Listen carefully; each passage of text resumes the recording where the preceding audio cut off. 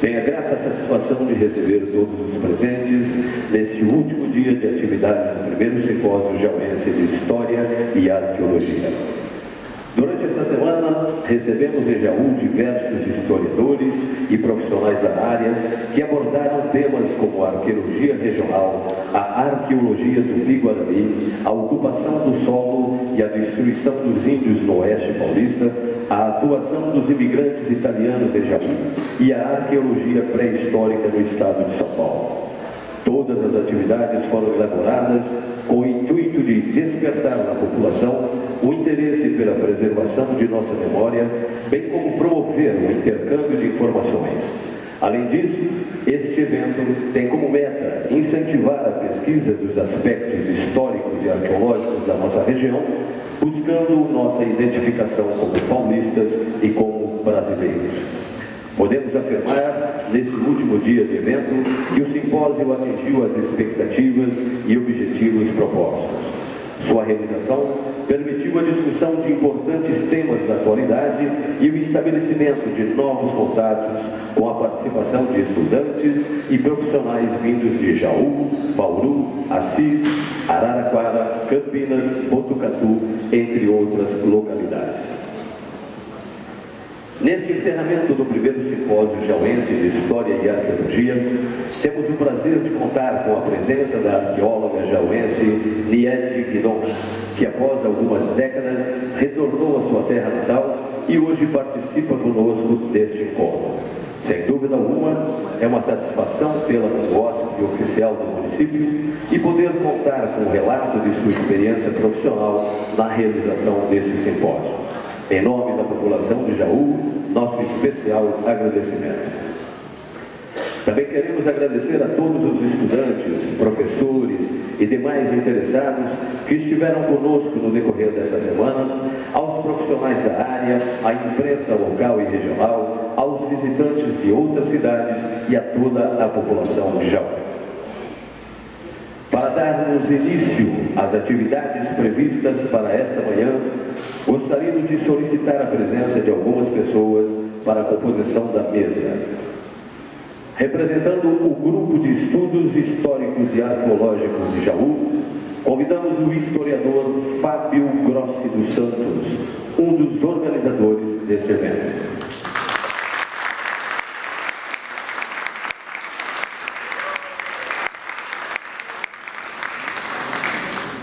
Dr. Cássio Maximiliano Cardoso de Mello, delegado regional de Cultura de Bauru.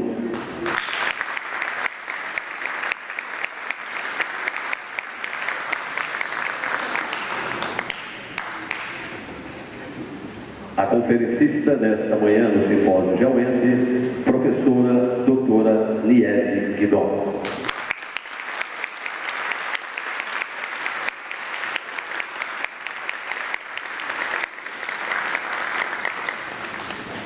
A representante oficial do prefeito municipal João Sanzogo Neto e secretária municipal de Cultura e Turismo de Jaú, Luci Rossi.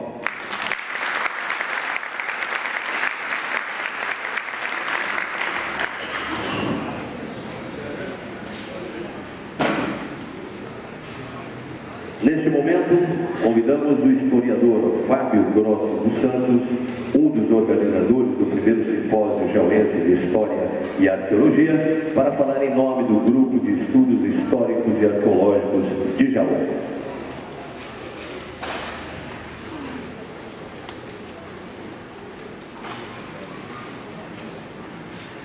Bom dia, sejam bem-vindos mais uma vez. Gostaria de agradecer a presença de todos os que moram em Jaú, são de Jaú e também os que vieram de outras cidades. Como foi dito no primeiro dia desse evento, queria lembrar que a ideia desse simpósio surgiu do Grupo de Estudos Históricos e Arqueológicos de Jaú, um grupo criado em junho do ano passado com o interesse de gerar e ampliar as pesquisas históricas e arqueológicas na região, pois constatamos que nossa cidade carece muito de trabalhos voltados a essa área. Acreditamos que a memória é fator fundamental para a construção da identidade de um povo. É assim que queremos descentralizar também a produção do conhecimento arqueológico e histórico dos grandes centros acadêmicos, dando maior acesso aos interessados que se encontram no interior de São Paulo. O grupo é independente, sem vínculos com instituições, sendo responsável pela organização do evento, e tendo como parceira cultural a Secretaria de Cultura e Turismo, além de algumas empresas da região, como Centrovias, Gráfica Cometa, Geossoldas, Campos Prado, Empreendimentos e Marmoraria São Pedro. Agradecemos muito pelo apoio e também a todos os palestrantes que têm feito desse evento um sucesso. E ainda a professora Niede Guidon, que se disponibilizou e com muita boa vontade deixou o Piauí para vir para cá compartilhar conosco um pouco de sua experiência. Muito obrigado.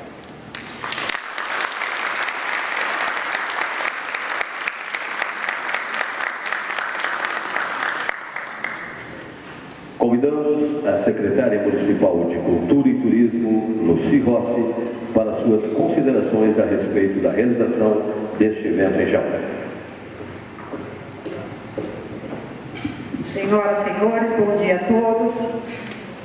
É uma alegria, nesse momento, estarmos finalizando, encerrando uma semana toda de muitos estudos. Na verdade, é uma constatação da cultura do povo jauense. Nós nos orgulhamos muito da nossa cultura, nós sabemos disso, nós jauenses. Por que não dizer região? Nosso povo é um povo culto e uma prova disso é que hoje nós temos, dentro da Prefeitura Municipal, da Secretaria de Cultura principalmente, um conselho de preservação do nosso patrimônio histórico arquitetônico. Nós temos um departamento cuidando do nosso patrimônio histórico arquitetônico. Enfim, hoje nós estamos sim muito preocupados com a nossa preservação das coisas que contam a nossa história. E a prova maior é hoje, com o encerramento do simpósio, que foi coroado de sucesso. Todas as palestras, todos os palestrantes de altíssimo nível foram bastante prestigiados pela população jauense, principalmente os alunos dos cursos de História, de Geografia, os professores do curso de História estiveram presentes, enfim, todos aqueles que pertencem a esse segmento da cultura. Jaú está de parabéns, a região está de parabéns, o grupo de História, através do Juliano e do Fábio, o meu sincero agradecimento, parabéns a vocês pelo trabalho. E vamos lá, não vamos deixar a peteca cair, vamos fazer esse que seja o primeiro de muitos encontros nesse sentido. E agradecer agora a Niede, que veio fechar não com chave de ouro, mas com chave de brilhante. É um orgulho para nós todos encerrarmos esse simpósio com a presença de Niede Guidon, uma figura internacionalmente conhecida, respeitada internacionalmente, e hoje em Jaú, na nossa Jaú, fechando esse evento maravilhoso. Obrigada, Niede, mais uma vez. Obrigado, meninas do grupo de estudo. Graças a você nós estamos aqui hoje. Não sabemos se foram vocês os batalhadores. Claro que a prefeitura apoiou, nós estamos aqui todos juntos no mesmo barco, mas vocês iniciaram tudo isso.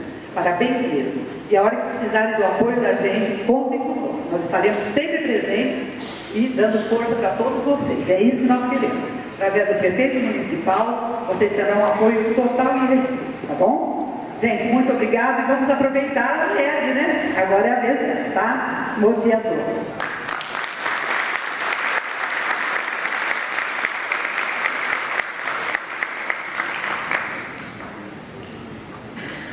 Dando sequência à programação, pedimos aos participantes que compõem a mesa para que se dirijam à plateia e assim possamos dar início à conferência de encerramento do primeiro simpósio jauense de História e Arqueologia.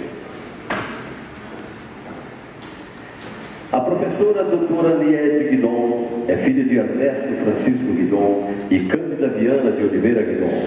Nasceu em Jaú, porém possui nacionalidade brasileira e francesa. É bacharel licenciada em História Natural pela USP, Universidade de São Paulo. Foi arqueóloga do Museu Paulista. Concluiu o doutorado em Pré-História pela Universidade de Sorbonne de Paris.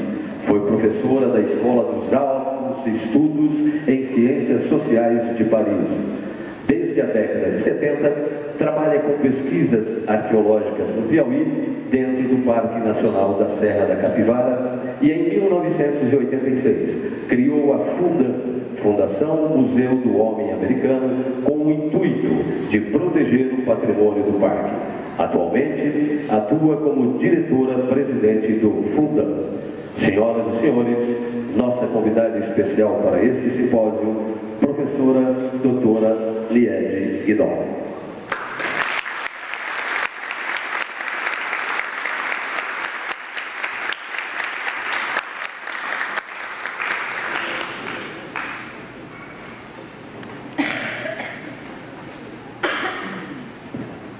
Bom dia. Eu vou tentar resumir para vocês os resultados de 30 anos de pesquisa nesta região do sudeste do Piauí, onde existem hoje já cadastrados mais de 900 sítios arqueológicos. E onde ainda não terminamos o trabalho, eu digo sempre que ainda temos trabalho para mais 2 gerações de arqueólogos, porque cada vez que nós abrimos uma nova estrada para a Amazônia que ainda não foi vasculhada, prospectada, nós encontramos sítios novos. Há exatamente 2 semanas, encontramos debaixo de fumaça no sítio que foi ocupado nos anos 20, 30, por maniçobeiros, que eram os coletores de borracha na região, e que usavam o sítio como habitação. A fumaça dos fornos e das fornos de farinha de mandioca e das fogões deles cobriram muitas pinturas.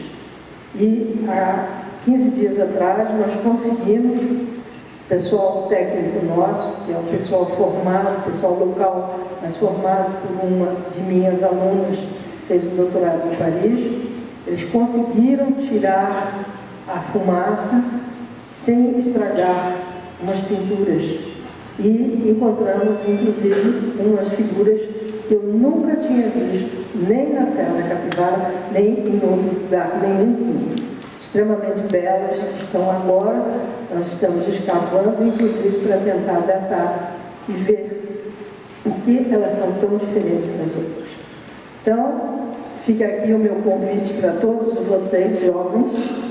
Nós temos ainda muito lugar para muita gente trabalhar. Precisamos de pessoas dispostas a enfrentar o Piauí com todos os seus problemas, porque realmente é uma região que eu conheço praticamente o mundo todo, nunca vi uma coisa igual. Aqui vocês têm, por exemplo, essa onça branca, é considerada por todos os meus colegas arqueólogos de outras nacionalidades como uma das obras-primas da humanidade. Realmente é um animal desenhado de costas, né, de lado, olhando para o outro lado. Existem muitas superposições, mas é de uma beleza absolutamente fantástica. Pode começar. Para situar, vocês têm aí o Parque Nacional. Ele está justo nessa região do sudeste. Nós temos do lado de baixo direito a depressão do São Francisco, que é a planície do São Francisco, e o parque aqui ele está numa zona de serras, que é a bacia Maranhão-Piauí. Vou mostrar rapidamente uma série de paisagens para vocês verem. Aqui nós estamos em cima da serra, certo? Que é Permiano Devoniano, olhando para a planície do São Francisco e do Arqueano. Pode passar hoje. Vocês podem ver a beleza da paisagem. É algo absolutamente extraordinário. A riqueza da fauna. A fauna tinha sido extremamente degradada porque o parque foi criado a nosso pedido. Fomos nós que depois de 4 missões de pesquisa de campo, nós preparamos um documento para o governo federal, mostrando a importância da região, não somente pela arqueologia, mas também pelo fato de ser uma região hoje formada pela caatinga, dentro do bioma caatinga, mas ao mesmo tempo nós temos ainda ilhas de Mata Atlântica e de Floresta Amazônica. E nós conseguimos, com as nossas pesquisas, demonstrar que até 9.000 anos atrás, aquela região era a fronteira entre esses dois grandes biomas brasileiros, Mata Atlântica e Floresta Amazônica.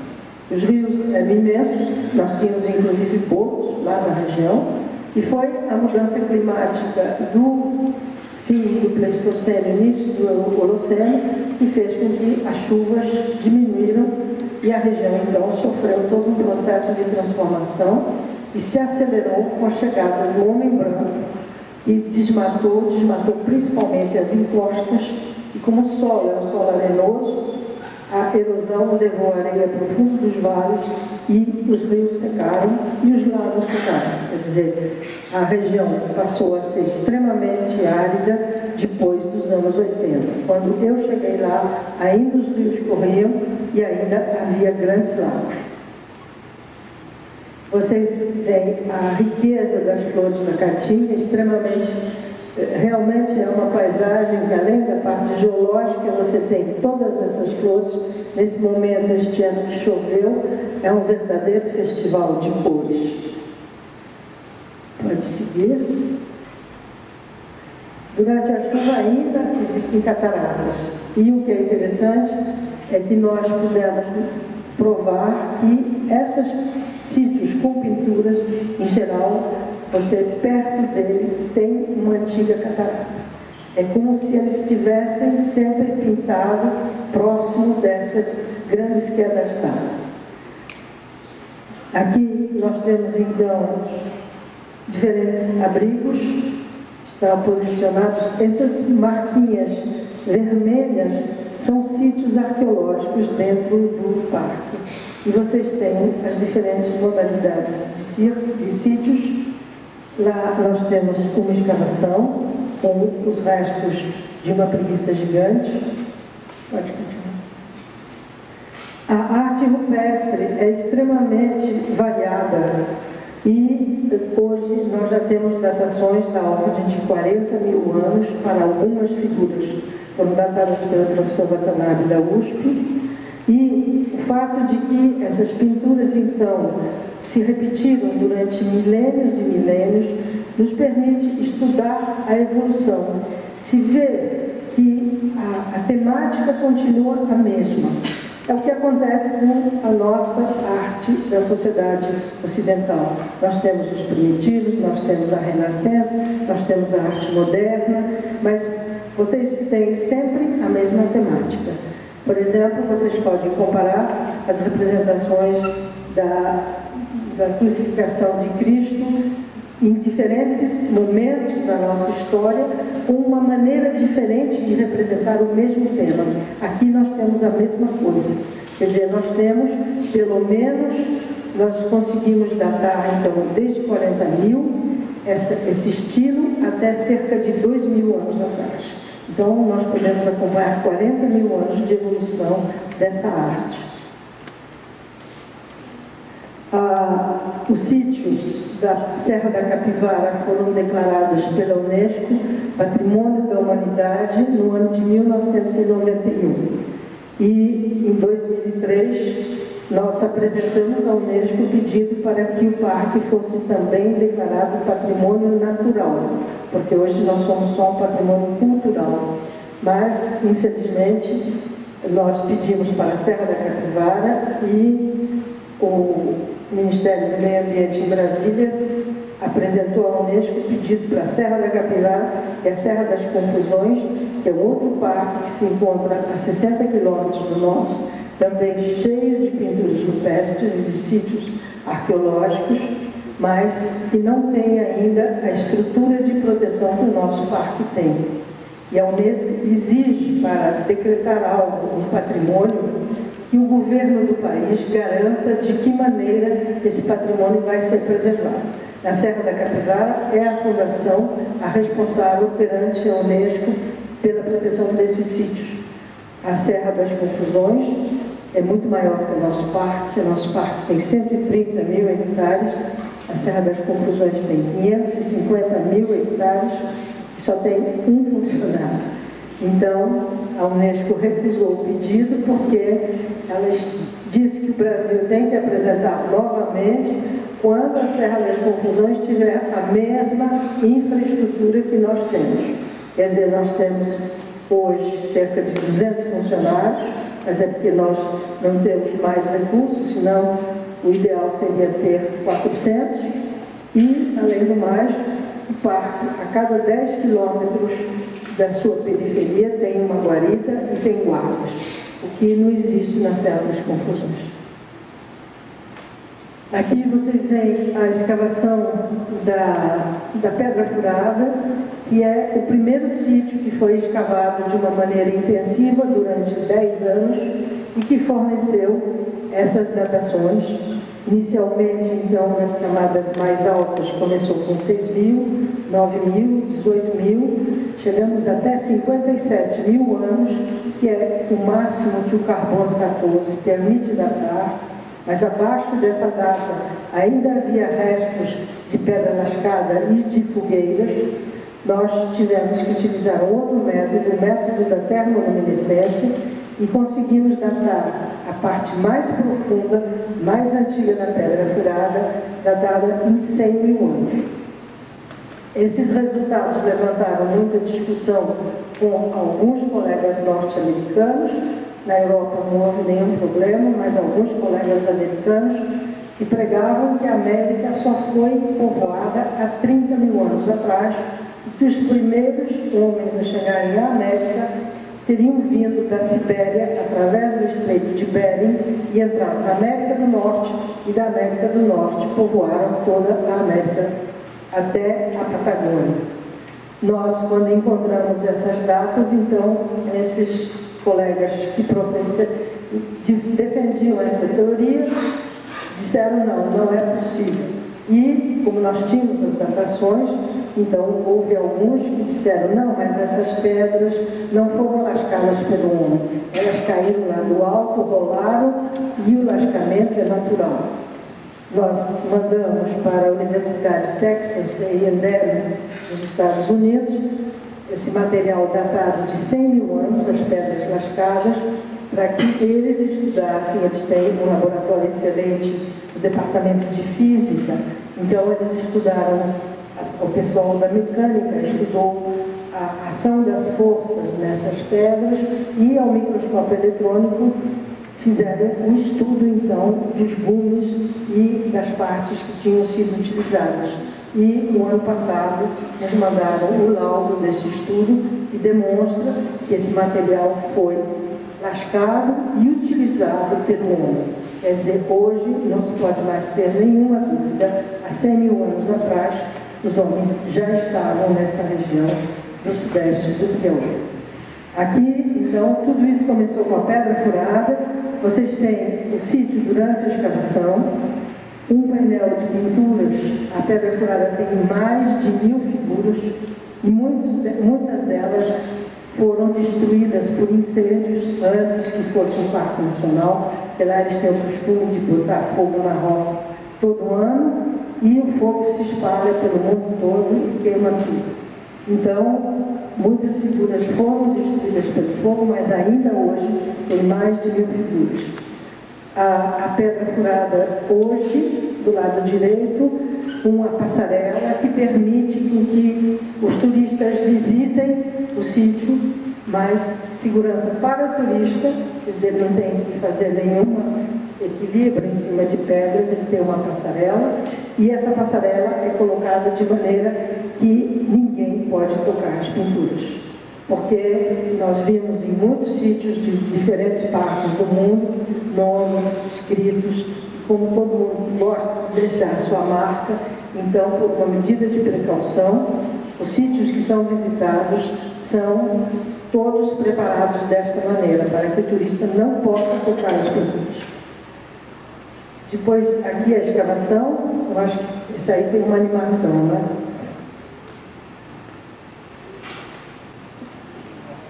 Não está rodando? Não deixe, isso aí não quer rodar. É porque o meu pessoal botou um filminho aí para ver, coletando carvão. Este aqui é a coleta de carvão que foi feita, esses carvões da base. Pode passar. Aqui nós temos um outro tipo de arte que é extremamente desenvolvida naquela região, em todo o Nordeste, aliás, e são as itacoatianas, quer dizer, gravuras feitas em blocos rochosos, na beira de rios, principalmente também perto de cataratas. É muito interessante essa ligação da arte rupestre com cataratas, com a presença da água. Essas são, então, representações de vulvas, nós temos também representações de mãos de peixe, de lagartos e de algumas figuras humanas extremamente simplificadas. Essa arte nós não conseguimos ainda datar, porque como ela está muito perto da água, em geral o terreno está muito revolvido, mas tudo o que nós conseguimos até hoje indica que ela seria de volta de 9.000 anos atrás. Aqui, então, nós temos aquelas primeiras figuras que vocês viram e são da tradição nordeste. E depois essa tradição com figuras que são maiores e são feitas com uma técnica que não é tão aprimorada como as da tradição nordeste, elas são mais assim borradas, não tem aqueles desenhos geométricos, é a tradição agreste, que nós tínhamos localizado no tempo como sendo algo que vinha depois da tradição nordeste. Mas nós temos uma figura que foi datada, essa de 40.000 anos, que é justamente uma dessas figuras que para nós tudo indicava que era posterior. Então, atualmente, nós estamos desenvolvendo novas pesquisas para tentar verificar o que é que está realmente acontecendo. Porque é isso que acontece com a arqueologia.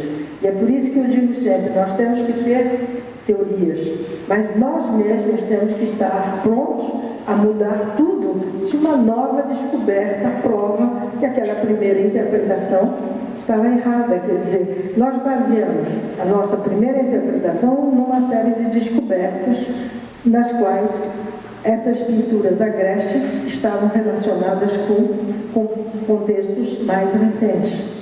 Mas, de repente, nós encontramos uma datada de 40.000, então nós temos que rever todo o nosso edifício teórico e temos que estar prontos para mudar.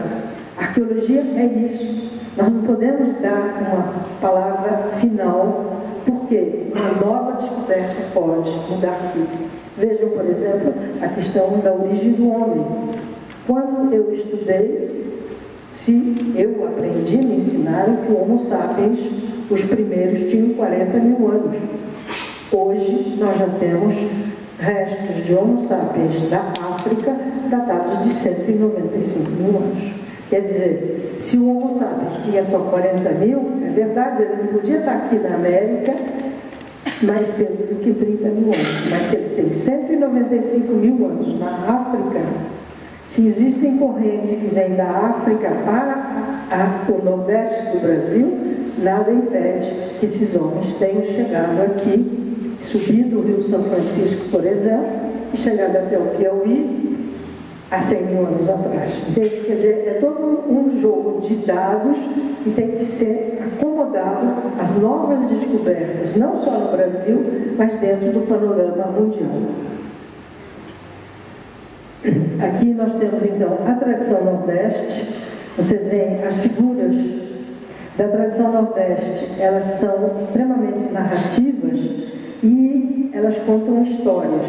Elas contam histórias da vida de todo dia. Nós temos cenas de caça, nós temos cenas de sexo, de partos, e nós temos cenas que são evidentemente cerimoniais.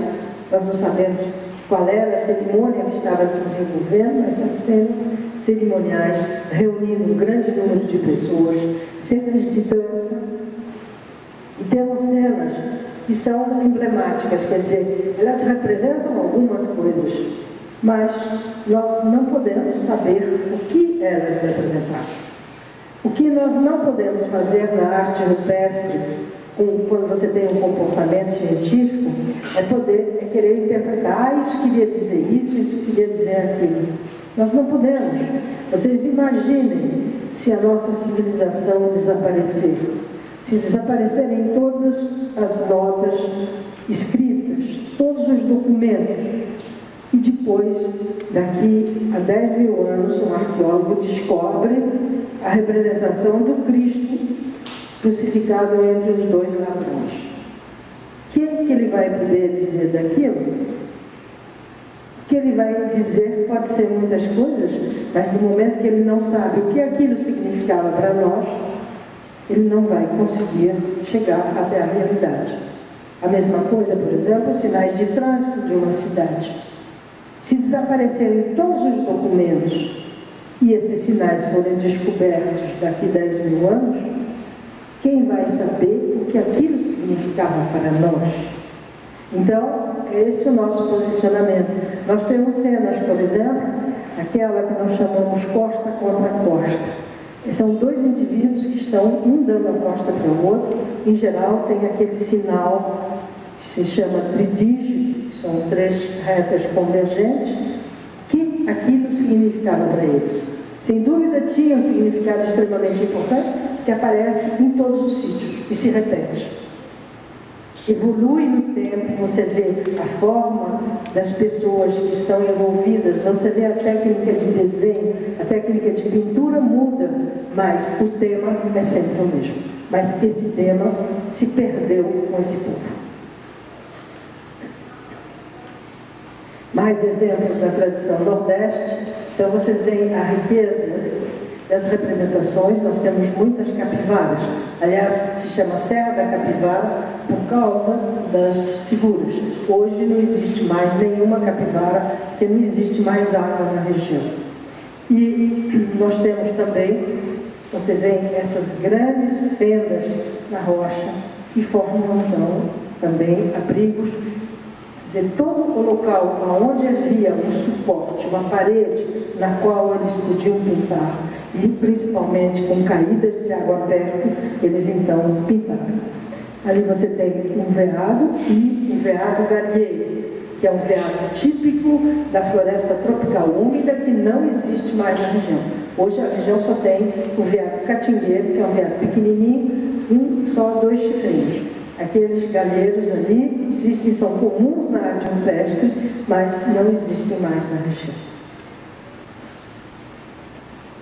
Nós temos aqui, então, uma escavação, são os paredões, quer dizer, o corte da escavação e a representação das fogueiras, quer dizer, as fogueiras se apresentam assim, pedaços de pedra que eles deviam utilizar para colocar, talvez, os espetos, alguma coisa em cima, e no meio deles, então, o carvão. Esse sítio é um sítio que tem pinturas extremamente grandes. Essas figuras humanas aqui têm cerca de 3 metros de altura. Então, nós temos a parte sul do Parque Nacional, caracterizada por aquelas primeiras figuras que vocês viram, menores, de tinta, em geral, a tinta vermelha que pinta todo o corpo. E depois a Zona Norte, no qual as figuras são muito grandes e, em geral, o corpo é todo desenhado por um desenho geométrico. Essa região do sul nós chamamos de estilo Serra da Capivara e essa do norte é o estilo Serra Branca. E tudo demonstra que é o estilo mais recente dessa tradição nordeste. Vocês veem aí a escavação nesse sítio e o que é interessante é que nós temos as pinturas e uma série de gravuras. Eu não sei se vocês estão vendo, inclusive pés gravados, e essas gravuras, então, algumas delas estão sobre as pinturas, outras estão debaixo das pinturas. Isso permite um estudo relativo da idade entre gravuras e pinturas.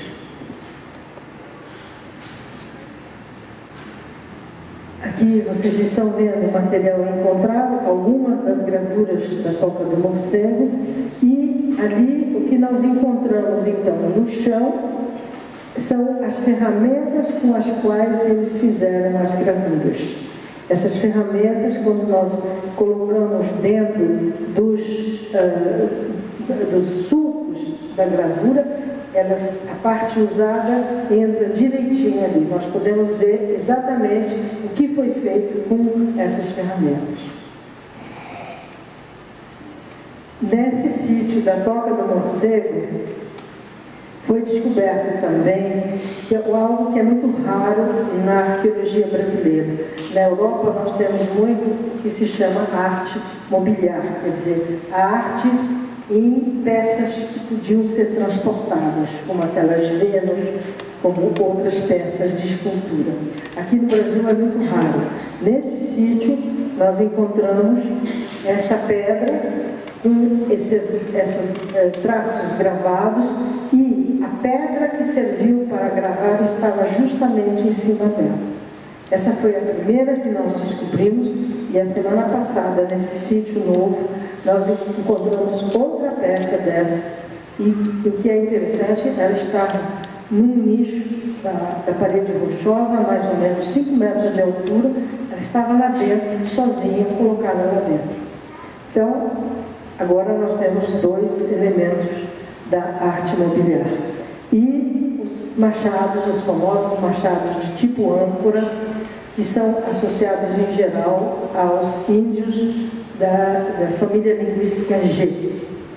Toda a região é rica nesses machados, alguns deles têm marcas de uso, e o que nós sabemos é que esse machado hoje é um símbolo da tradição cultural dos índios G. Eles são portados pelos cantores, quando eles cantam, eles fazem parte dos cerimoniais, e para eles esse machado é o símbolo da cultura deles. Quer dizer, tudo indica que esses povos que aí viveram na Serra da Capivara são os ancestrais da família linguística G. Mas ainda da Serra da Capivara, então, a tradição nordeste, o estilo Serra Branca, vocês podem ver aqueles veados. Então, o corpo deles, a técnica de desenho é muito boa, muito bonita. Alguns são desenhados com uma técnica que nós chamamos de contorno aberto, quer dizer, com meia dúzia de traços que nem se fecham, eles representavam, então, esses veados. Aqui, uma cena de caça, onde o veado é atingido por um dardo, nenhuma representação de arco e flecha em todas essas pinturas, somente o propulsor e os dardos, quer dizer, essas tribos não usavam arcos e flechas. O que talvez se explique pelo fato de ser uma vegetação muito fechada. Até hoje, na Amazônia, algumas tribos usam somente os propulsores ou então aquele sopro para lançar então, as setas envenenadas. Né? E uma representação extremamente interessante de uma figura humana que carrega um veado. Essa representação nós encontramos nesse sítio, e existem 2 iguais. Aqui vocês estão vendo o que nós chamamos o estilo Serra da Capivara. São figuras menores e, sobretudo, não tem esse desenho no corpo. O corpo é todo com uma pintura vermelha. E aqui o pessoal chamou de toca do conflito, porque parece uma luta entre 2 grupos que estão se lançando esses dardos. Nós temos aqui, lá tem umas aproximações para vocês verem, que eles estão com os dardos na mão e parece ser uma cena de confronto entre 2 grupos. As capivaras são, essas aí então já são no estilo Serra Branca. E vocês podem ver que é uma característica da tradição nordeste, é essa representatividade, quer dizer, você vê figuras humanas com os braços para cima, como se estivessem dando boas-vindas, e uma gestualidade muito interessante, e que permite certos estudos antropológicos também, através dessas manifestações. Tudo o que nós vemos dessas representações, e se nós juntarmos com aquilo que nós descobrimos pelas escavações, o material de pedra lascada de uma alta tecnologia. Não tem nada a ver tecnologia da Europa, ou da África, ou da Ásia. Realmente, eles tinham uma alta tecnologia. E a capacidade dessa representação de toda a sua cultura, isso era a escrita deles, está tudo escrito ali. E além do mais, nenhuma dos esqueletos que nós escavamos tinha o menor sinal de falta de alimentação, de raquitismo. Ao contrário, eram indivíduos extremamente fortes.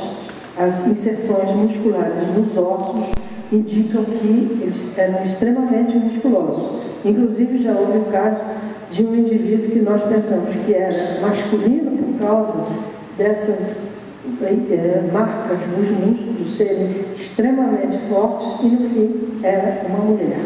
Quer dizer, era um povo forte, era um povo sadio, e era um povo lúdico, era um povo que vivia feliz e ignorava o que era a fome.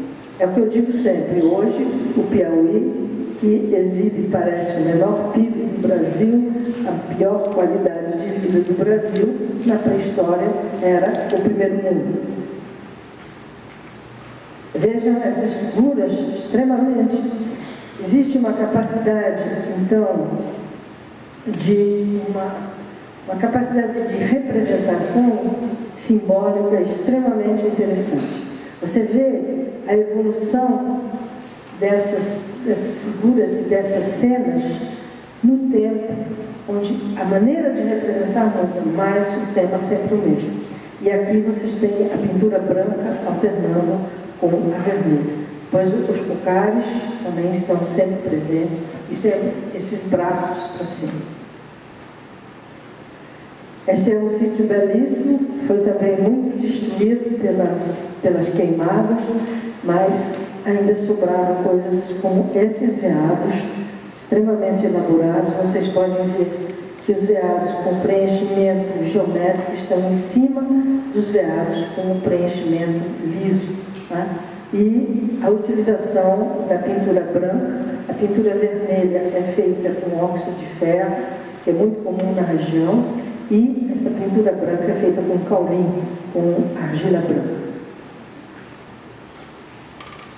Mas algumas figuras...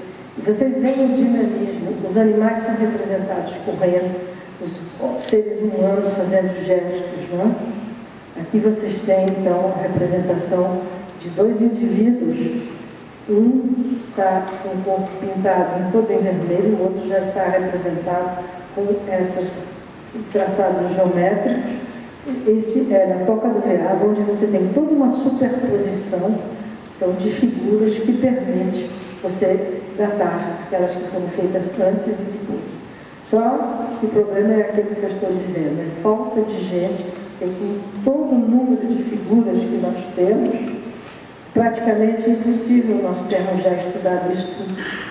E é por isso que eu digo, então, às vezes o trabalho de uma pessoa que fez um mestrado, um doutorado, depois vem alguém, outro sítio é descoberto, e daí aquilo que se estabeleceu com base que se conhecia tem que ser mudado.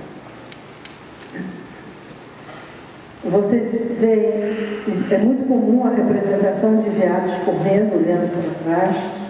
Vocês têm esse animal daquele lado lá, que todo mundo diz que é um bisonte, né? Agora aqui nós nunca tivemos um bisonte, mas é um animal que é um animal diferente de tudo aquilo. Às vezes nós encontramos representações que nós não temos condições ainda de identificar o que era.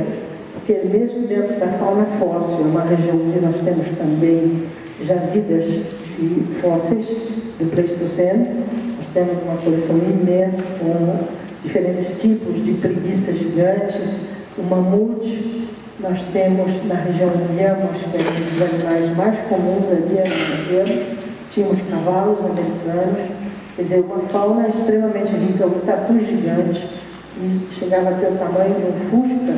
Então, esses homens viveram no mesmo momento que essa fauna gigantesca que desapareceu da região há 6.000 anos atrás. Depois nós temos emas, e aqui são representações de boto, representações de jacaré, cena de caça, onde ele está agarrando o animal pela cauda. E como a seca atual do Nordeste é o resultado principalmente da ação do homem branco. Começou em 1500 na costa e foi entrando. O Piauí chegou bem mais tarde, porque os primeiros homens brancos entraram nesta região no fim de 1700. É por isso que a região, então, ainda hoje tem nascentes de água e tem uma vegetação diferente da Caatinga da Bahia, de Pernambuco, aonde a destruição começou muito tempo atrás. Aliás, eu não sei se vocês conhecem um livro de um professor de geografia, de história da Federal do Rio, no qual se chama Um Sopro de Destruição, no qual ele mostra como começou a destruição da Mata Atlântica e de toda a natureza do Brasil, a tal ponto que mesmo a corte em Portugal estava extremamente preocupada, porque os portugueses diziam: do jeito que não vai no Brasil, daqui a pouco não tem nem madeira para se construir navios. E os portugueses gostavam muito de construir navios.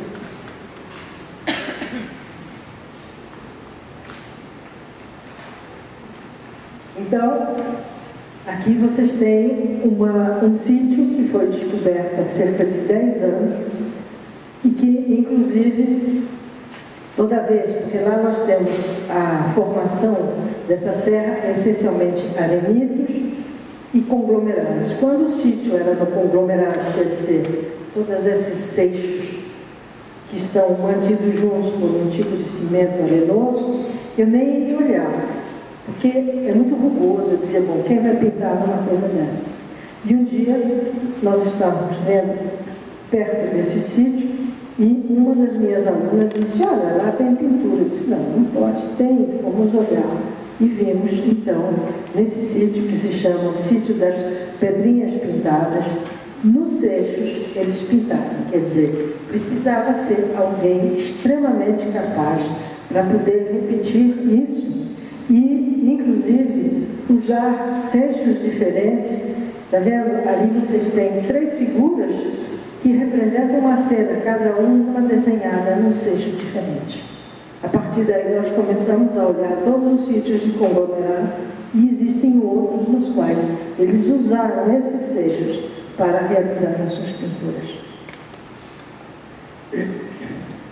Aqui nós temos, então, aquelas figuras extremamente, com essas pinturas extremamente complexas. O problema lá é o problema que se chama lá de Maria Pobre, que são umas vespas que constroem os seus ninhos em cima da parede e cobrem as pinturas. Nós temos o problema dos cupins e dessa Maria Pobre. Então, nós temos uma equipe de técnicos formados de pessoas locais, são jovens da região, que estudaram com a professora Conceição Lage, que é professora da Federal do Piauí, mas que trabalhou durante 4 anos e meio na França, se formou lá, fez seu doutorado lá, e eles passam o tempo deles todinho tirando esses ninhos, porque senão as pinturas seriam completamente cobertas pelos ninhos e pelo cupim. E o que é importante é que não deixe chegar a se formar sobre a pintura, porque cada vez que vai limpando, o arenito vai também perdendo e as pinturas vão acabar desaparecendo. Então tem que ser um trabalho preventivo. Eles têm uma rotina, e então vão naquela região e precisam o tempo todo estar trabalhando. É por isso que atualmente eu tive que tirar muitos técnicos de conservação para contratar mais vigilantes por causa das ameaças que o parque está sofrendo. Mas isso é péssimo para a conservação das pinturas. E, aliás, eu acho que também não é o meu papel estar aqui para tomar conta da vigilância. Eu prefiro tomar conta da pesquisa e da conservação. Nós temos essa cena, é uma cena de uma onça, está sendo atacada por uma série de caçadores e, ao mesmo tempo, ali ao lado, tem uma outra cena que vocês veem no alto, com as pessoas com instrumentos na mão que parecem maracás. Então, a cena da onça está bem ao lado de uma cena na qual existe toda a representação de uma cerimônia com instrumentos musicais. Nós temos várias representações, por exemplo, de filas de pessoas que aqueles que estão na frente levam maracás na mão. Representações de mão, vocês podem então ver, é a mão, se passou a pintura na mão e a mão foi aplicada na parede. Seguinte. Este então é o sítio que está causando o maior problema para nós. Vocês veem essas figurinhas aqui e aquela figura grande e do dedo dela que ela continua e vem até aqui nessas pequenas. Então, o que acontece é o seguinte: essas pinturas, elas estão na planície, elas estão fora do Parque Nacional, inclusive, num sítio de calcário, e a parede é mármore negro. Esses sítios, inclusive, muitos foram destruídos porque eles quebravam o mármore negro, queimavam com aroeira, com darco, com madeira de lei para fabricar cal. Quer dizer, é o que eu digo, é o máximo da capacidade econômica usar dois materiais de alto valor, mármore, madeira de lei, para fabricar cal, que é algo que não tem nenhum valor. E muitos sítios foram destruídos por causa disso. Este aqui mesmo, quando eu cheguei, eles já estavam começando a arrebentar as paredes. Tem uma parte que foi arrebentada, eu tive que a Teresina trazer o procurador da República e daí nós conseguimos que eles parassem a destruição desse sítio. E em cima dessas figuras, então, como é calcário, a água da chuva, quando ela desce pelo calcário, ela dissolve o calcário e à medida que ela vai descendo e vai secando, ela deposita a calcita. Quer dizer, se cristaliza de volta e formando calcita. Então, essas figuras estavam cobertas pela calcita. Primeiramente, nós mandamos algumas amostras para o professor Oswaldo Barro, da USP de Ribeirão Preto, que datou essas pinturas em 17 mil anos. Anos mais tarde, o professor Watanabe retirou essas amostras e datou também. Só que ele já tinha um método mais avançado, que a física avança rapidamente. E foi aí que ele datou essas pinturas de entre 35 e 40 mil anos. Esta figura, então, a calcita saiu, vocês veem que aqui ela ainda está coberta pela calcita, e aqui então nós já tiramos a calcita, e essas figuras é que estão com essas datações tão antigas. E agora o professor Barra e o professor Watanabe estão trabalhando juntos com um colega norte-americano, o professor Feders, e nós estamos então vendo como fazer para chegar a uma conclusão final, qual vai ser essa datação. Porque nós estamos com duas datações e nesse caso eles estão usando agora um terceiro método para decidir qual seria a datação mais próxima da realidade. Então, aqui nós temos o meu pessoal que está tentando tomar exemplos de indígenas, de figuras históricas, né, para compará-los com o que nós temos na região.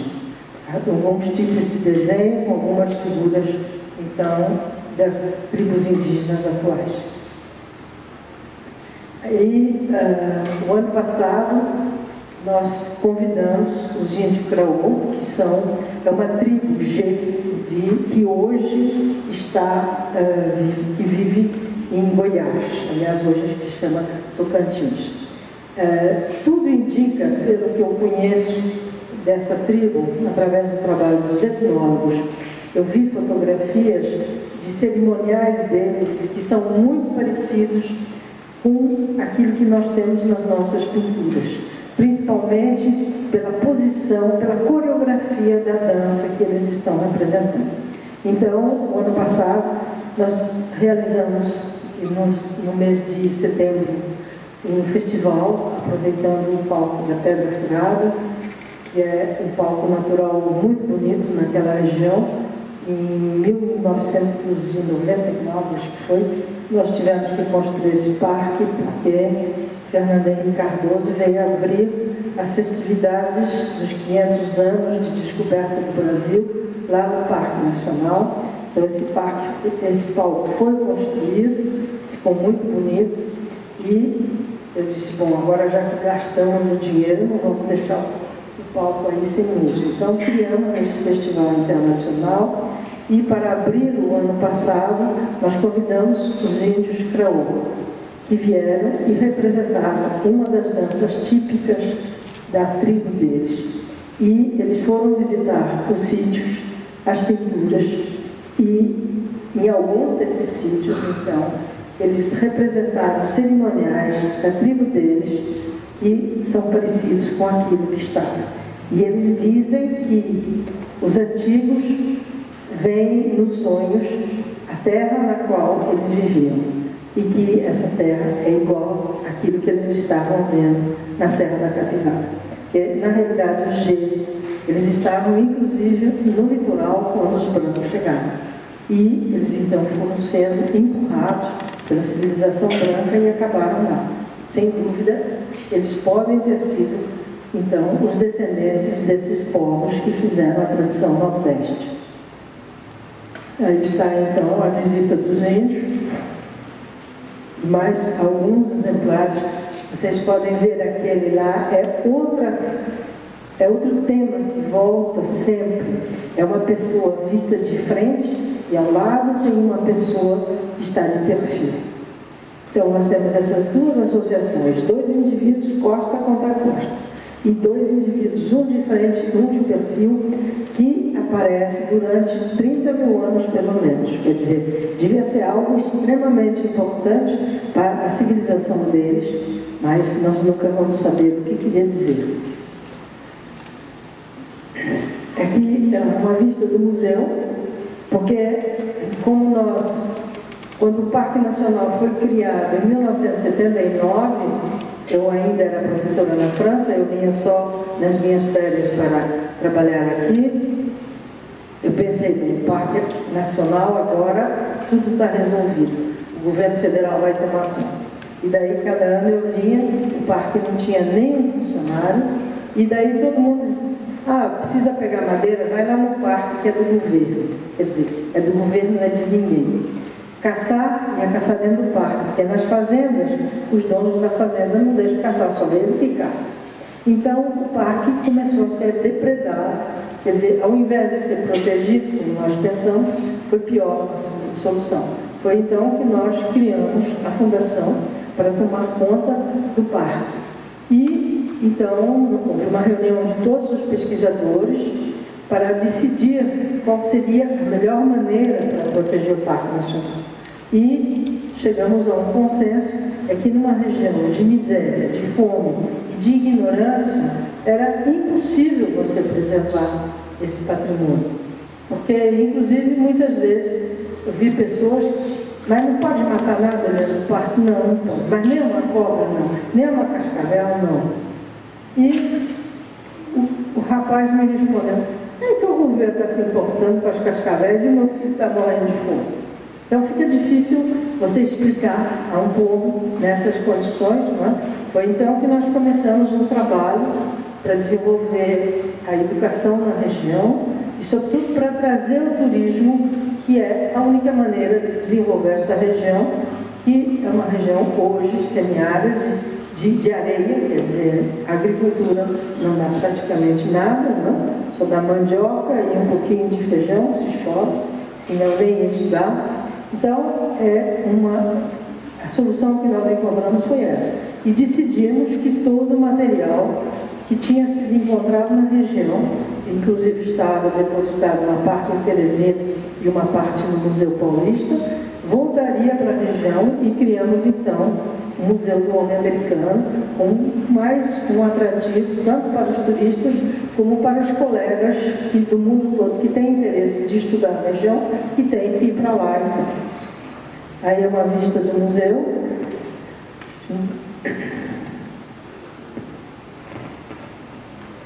E temos também um centro cultural, no qual nós temos os escritórios da administração e todos os laboratórios de material lítico, do material orgânico, da cerâmica, material fóssil, paleontologia. Temos uma biblioteca, esta é a sala de leitura, então tem uma sala de leitura onde às vezes o pessoal faz algumas exposições. É o trabalho da equipe da conservação. Eles então percorrem o parque e fazem a limpeza, a manutenção dessas pinturas, não deixando nem cupim, nem aquelas vespas fazerem os seus ninhos sobre as pinturas. Aqui está então, eles estão fazendo esse trabalho. Eles trabalham com instrumentos de dentista. E aqui é um sítio no qual o incêndio, porque o incêndio que eles põem, muitas vezes fora do parque, nas roças, ele entra no parque, que eles põem fogo justamente na estação seca.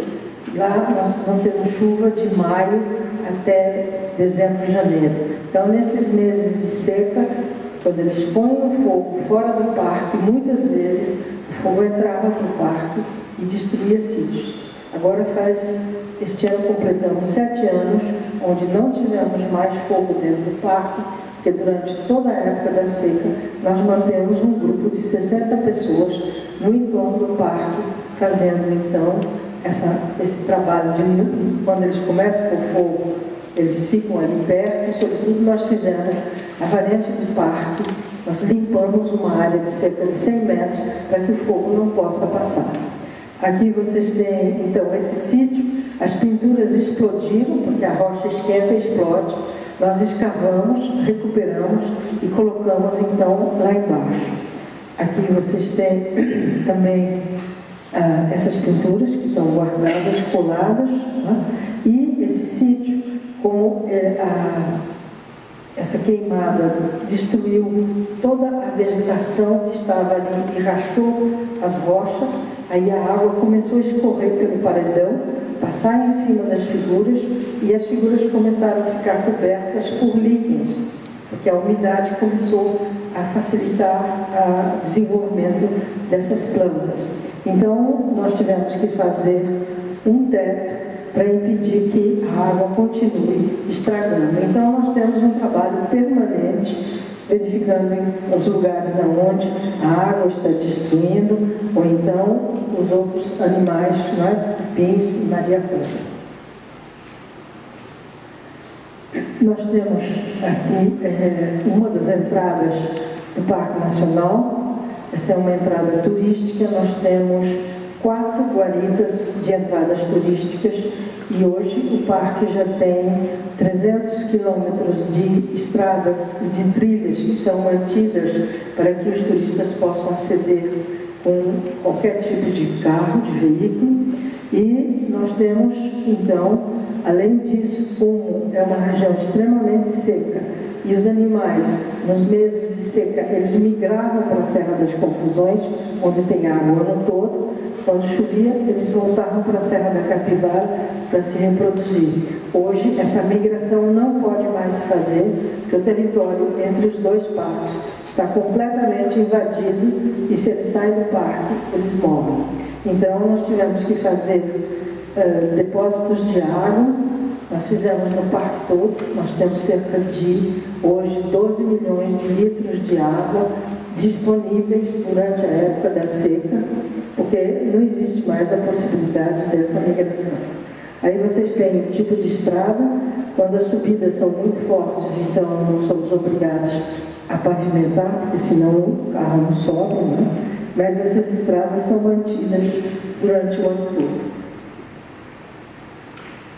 Aqui é mais uma dessas passarelas que permite a visita. Esse é um sítio onde as pinturas estão a cerca de 10 metros do solo atual. Então, para que o turista possa ver de frente, possa fotografar, nós fizemos esse tipo de construção. Hoje nós temos 124 sítios preparados desta maneira. É o parque que tem a maior infraestrutura de visitação de todo o mundo e de proteção das pinturas rupestres. Reconhecido pela ONU e pela Unesco como o parque que tem a melhor infraestrutura para a visitação. Aqui nós temos então, é um sítio onde as pinturas estavam praticamente ao nível do solo hoje. Vocês veem aquelas eminhas e nós escavamos esses sítios e hoje, então, o solo, a partir do qual elas foram pintadas, quem as pintou, pintou de pé. E o que é interessante, não se vê claramente aqui, porque elas estão muito apagadas, aqui embaixo, então essas estavam fora. Aqui embaixo existe uma outra fila, igual àquela. Só que como ela ficou debaixo da terra, ela ficou muito mal conservada, porque quando eles estão no ar, a conservação é excelente. Debaixo da terra, como a terra fica úmida durante a chuva, depois seca, fica úmida e seca, a pintura então, ela desaparece. Aí está o sítio hoje, como ele está para ser visitado. Esse é um outro sítio da Serrinha, é aquele que tem então aquela passarela bem alta para poder ver, e vocês têm as diferentes cenas, uma cena que parece aquelas cenas de iniciação das tribos indígenas, onde os jovens, para mostrar que eles já são fortes e adultos, eles batem em casas de marimbondo. Então, a maneira de demonstrar que chegou à idade adulta é a capacidade de aguentar as picadas de marimbondo. Seria essa daqui, que parece a forma das casas de marimbondo de lá. E depois, lá naquela outra, vocês têm como uma procissão e o que vai na frente está com o maracá na mão. Essas cenas, então, são de um outro sítio, também preparado para visitação, que é o Baixão da Vaca, onde nós temos lá uma cena de sexual, e vocês veem que tem a representação do sexo feminino, é um círculo, e como se tivesse uma criança que está sendo segurada por eles, por outra pessoa do outro lado.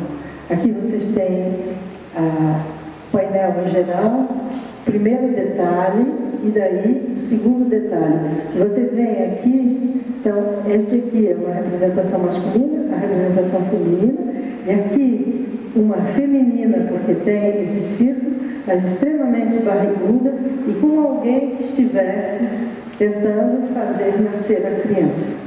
Aquilo que poderia ser uma cena de parto. Bem, esse é um programa porque nós, então, definimos que para que a região pudesse ter realmente uma mudança socioeconômica, seria necessário oferecer a essas crianças um nível de educação melhor. Porque se você vai criar o turismo, você vai criar novos postos e novo tipo de trabalho. Mas se as pessoas não têm uma educação à altura, eles não vão poder exercer. Principalmente lá onde você tem crianças, então na sexta série não sabem ler e escrever ainda, quer dizer, o ensino é extremamente deficiente. Então nós criamos escolas, essas escolas foram criadas com dinheiro da Itália, funcionaram durante 5 anos, depois conseguimos que Brasília nos repassasse o dinheiro até o ano 2000, quando eles resolveram que iriam repassar os prefeitos e os prefeitos iriam manter as escolas. Quer dizer, as escolas viraram escolas públicas de péssimo nível. No nosso tempo, as crianças chegavam às 7 da manhã, saíam às 5 da tarde, tinham as refeições todas, tomavam banho, tinham atendimento médico pela Fiocruz do Rio, com quem nós temos um convênio. Cada escola tinha seu posto de saúde, que atendia a todas as famílias. A mortalidade infantil desceu a 0 e as crianças de manhã tinham o curso oficial e à tarde tinham esporte e artes. Mas, a partir do ano 2000, Brasília resolveu que ia dar para os prefeitos o dinheiro. O resultado, acabou. As escolas ficaram na mão dos prefeitos, aí começou quebra banheiro, quebra isso, não tinha mais nem um copo de leite para as crianças, quer dizer, tinha toda uma estrutura de cozinha, tinha tudo. Então, eu tomei de volta dos prefeitos se elas estão fechadas. E a única coisa que nós conseguimos manter foi esse programa ProArte, no qual, então, as crianças, elas, na hora que elas não têm aula, porque lá as escolas públicas dão 3 horas de aula só por dia. Então, o resto do dia, essas crianças ficavam pelas ruas, agora elas vão para a fundação e elas têm, então, um reforço escolar e aprendem as diferentes expressões artísticas. Dança, música instrumental e música vocal e artes plásticas. E aqui então está, e além do mais, quando nós temos, assim, entrar nesses lugares extremamente pequenos, que às vezes tem assim uns vãos, nas quais nós encontramos material. Mas para entrar lá, então, a gente chama os arqueólogos mirim, que são pequenininhos e podem entrar lá para dentro. Aqui, então, é uma cerâmica que nós instalamos na região, porque era uma região tão pobre que não tinha nem artesanato. Então, em vistas ao desenvolvimento turístico, nós conseguimos o apoio do Banco Interamericano, nós introduzimos o mel na região, a criação sistemática das abelhas para a produção do mel e a cerâmica. Hoje essa cerâmica já é vendida pela Topstock no Brasil todo e já está sendo exportada. Aqui então é o festival, vocês têm a Pedra Furada à noite, para o espetáculo que é feito à noite, o palco visto de cima, vocês veem, tem esta grande pedra com este furo, e as crianças também participam, eles apresentam sempre um espetáculo de dança. Este ano eles estão preparando uma apresentação teatral, vai ser então a versão nordestina de Dom Quixote. Vamos ver o que vai dar. Bem, então era isso que eu tinha a apresentar a vocês e deixo aqui o meu convite para vocês verem. É realmente uma região do Brasil que nós não podemos deixar ser destruída. É algo excepcional e ainda temos muito para estudar. Todos aqueles estudantes que quiserem ir lá ajudar serão bem-vindos. Nós temos um programa, nós aceitamos, temos muitos alunos de doutorado, de mestrado, de universidades brasileiras e estrangeiras que ficam fazendo a pesquisa lá. Nós temos então um alojamento para eles. Muitos estrangeiros vêm com bolsa do seu país, mas lá então eles têm um alojamento e têm todo o nosso apoio, né? Carros e tudo para o transporte. Temos também alunos de cursos de graduação ainda que vêm para fazer estágios durante as suas férias.